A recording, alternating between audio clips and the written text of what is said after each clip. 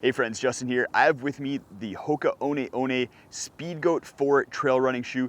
I've tried a bunch of different shoes over the last year trying to find the best one for me, and I've landed on the Hoka Speedgoats. I've liked them a lot more than Salomon's, Topos, Ultras, and we'll get into everything that makes this my favorite shoe for hiking, backpacking, and trail running. I have over 300 kilometers on this shoe so far and think I have a pretty good idea of what the pros and cons are. One of the best things about the shoe is the outsole. It's made with a Vibram Mega Grip. This sole is super sticky. Vibram Mega Grip is my favorite sole material. If you follow the channel, you know that.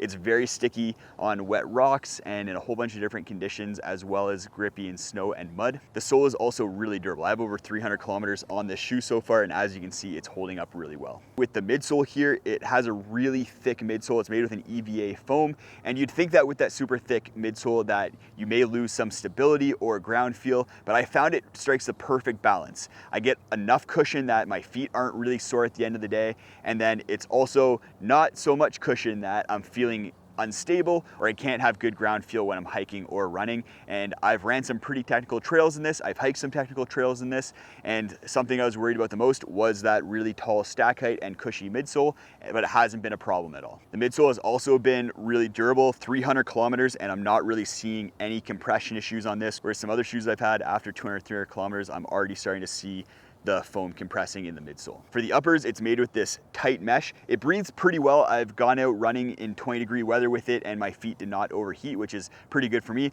In really hot weather, it's probably gonna start to get a little bit warm because of that really tight weave, but that tight weave also means that it's durable. I don't have any cuts or slices through this, and I've gone through some pretty tough areas, bushwhacking and whatnot. An issue with durability is that some of the overlays start to peel. So on my right shoe here, you can see that the toe is starting to peel, as well as a little bit on the side, but it's not even that bad and isn't really essential for structural stability. So not a big problem, but something that I just wanted you guys to be aware of. Yeah, we're best friends.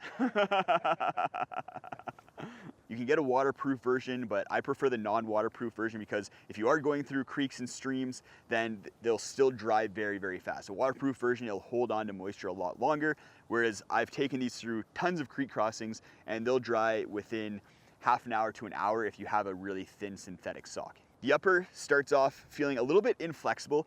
If you're trying them out for the first time, you may find some weird pinch points where the upper folds a little bit weirdly, but after 10 to 20 kilometers, it loosens up a lot and feels really comfortable. If you have slightly wider feet, then that 10 to kilometer loosening up period will also allow your foot to kind of fit a little bit better in here. They made the regular width of the Hokas a little bit wider just to accommodate a wider forefoot, which is awesome because I do have a wider forefoot. It's not super wide, but it's wide enough that it fits perfectly into the Hokas. I did not need to bump up to the wide version like I do with their running shoes.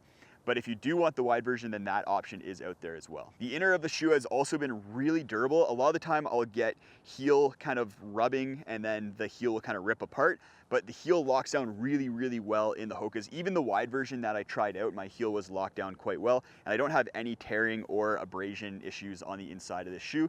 The sole that comes with the shoe might be a little bit mushy for some people, or if you want something with a little bit more support, then you can sub that out. For really long hiking days, I put in Superfeet carbons. I'll have a link in the video description to that if you want to go check that out. And one of my favorite features with the Speedgoats is it has a gusseted tongue. So I can loosen the laces off fully like I do right now, and then my foot can still kind of slide in here like a slipper. And for hiking and backpacking after a long day, I like to just loosen the laces off, pull the insole out, and then walk around like that. Helps my shoe dry, allows my feet to breathe, and I don't need to bring camp shoes. I like these shoes so much that they're gonna be my shoe of choice for the 1100 kilometer Great Divide Trail. I'm gonna be using two different pairs, not these ones because they have a little bit too many kilometers on them, but go check out a playlist I'll post right up there with all the videos about me preparing for the Great Divide Trail. It includes videos like what I'm gonna be wearing, my entire gear list, as well as my food options for the trail.